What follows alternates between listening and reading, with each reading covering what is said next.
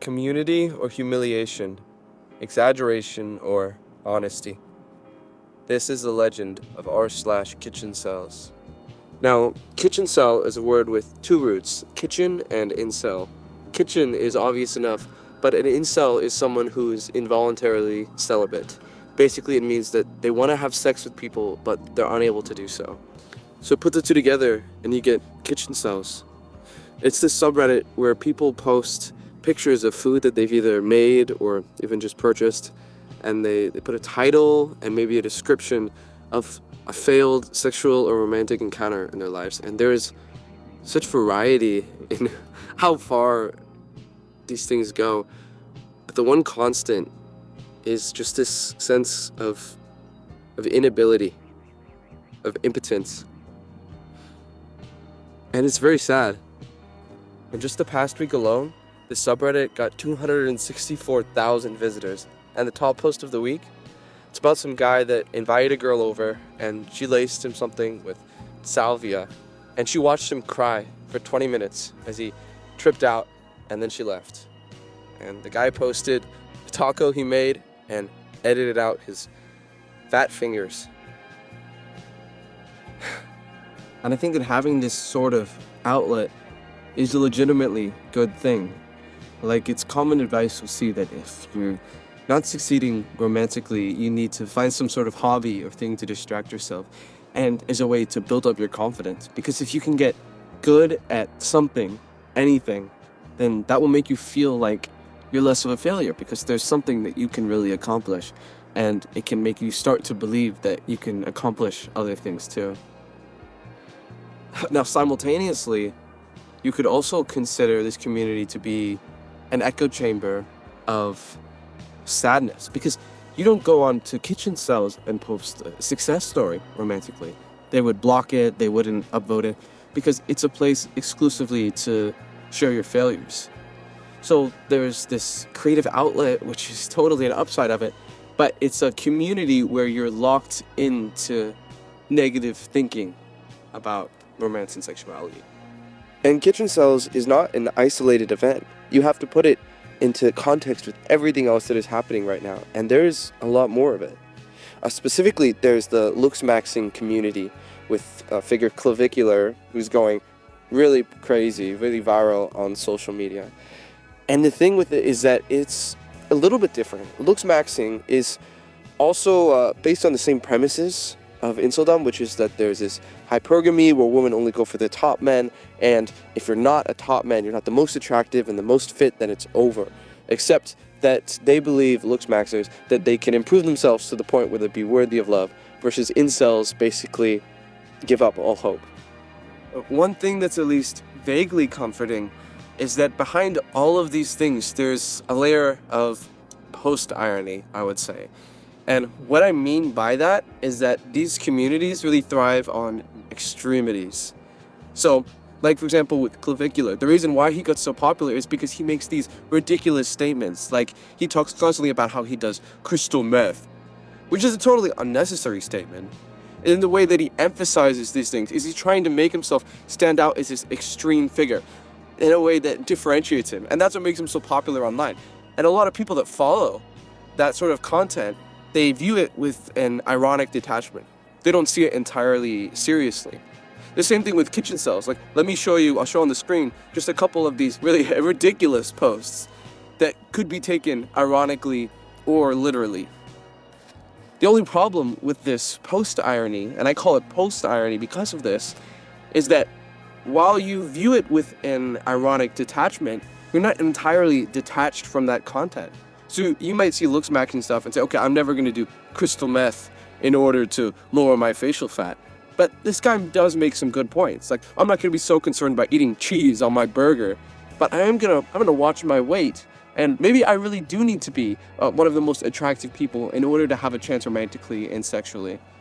So you see, in this way, and the same thing with the kitchen cells community, a lot of this is just extreme content that's meant to be entertaining, that's viewed with an ironic detachment, but it's a post-ironic detachment, so it's not entirely detached. And as you view this content, you begin to adopt things from those really exaggerated worldviews in small ways. I think out of all of this, the most important thing to consider is that we really need to empathize with the people in these communities, whether they're producing content seriously or they're exaggerating it, and for the people consuming it, whether they're consuming it totally literally or ironically or post-ironically, we need to empathize with them. I mean, the common trend throughout all of this is this feeling of unfulfilled longing that hurts so much. And I know from first-hand experience, let me show you a picture of what it looked like just a couple years ago. In that state, I felt totally unworthy of love. There were these little attempts I would make in order to try to pursue a romantic relationship, but they never worked. And it sucked.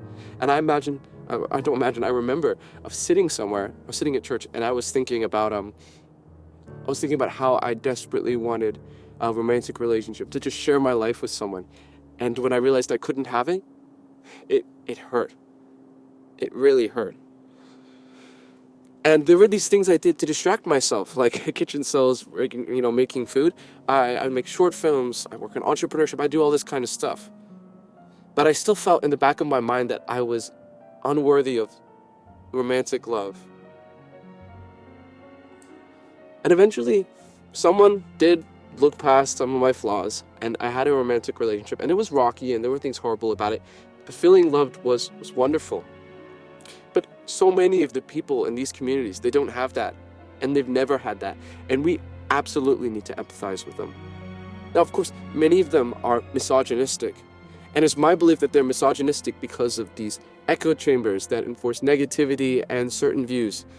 And of course, even if it's the communities now, these people may have legitimately misogynistic views inside of their heads, but I think it's our responsibility still to empathize with them and to try to help them any way that we can. And we should not look at these people as laughing stocks or things to be looked down upon for romantic or sexual failure. I think that romantic and sexual failure, it's very sad. It's discouraging. And again, it gives people these feelings of impotence. So no matter what we can do, we should just try our best to feel for these people and to do what we can to help them, and never, ever, ever to look down upon and shame them. And this is my message directly to anyone that really wants to be in a romantic relationship but can't be.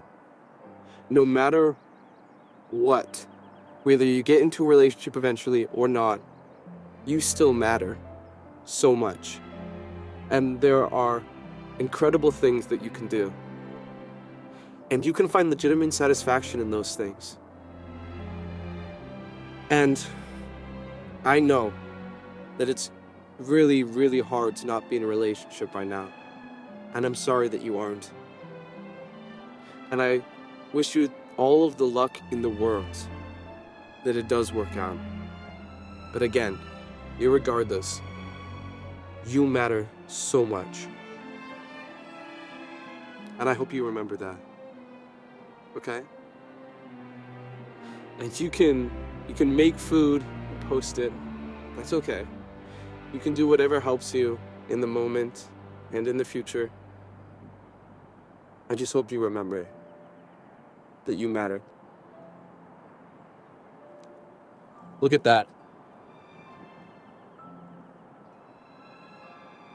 That's beautiful, right? Anyone who's watching this video, anyone at all, they get to see that. Doesn't matter who you are, where you position socially, how attractive you are. You still get to witness that. Everyone has the opportunity to witness that.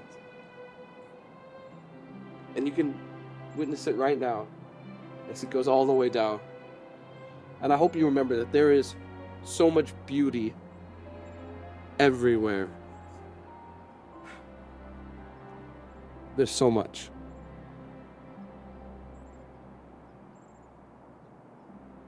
I mean, look at that. Just look at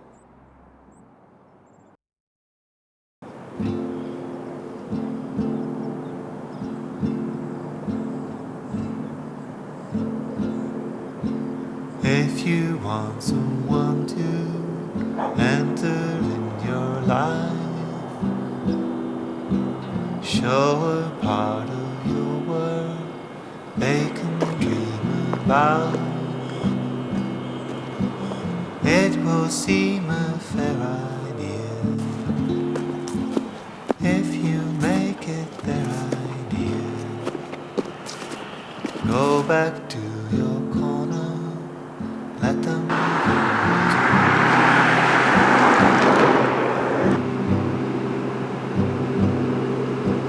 Patience is the hardest thing to have to learn.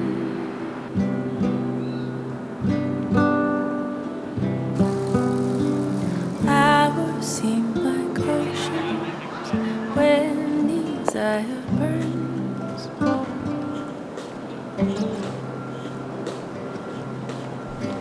Rushing in will ruin all. You must bide your time. So we'll sit in water, wait for love to grow.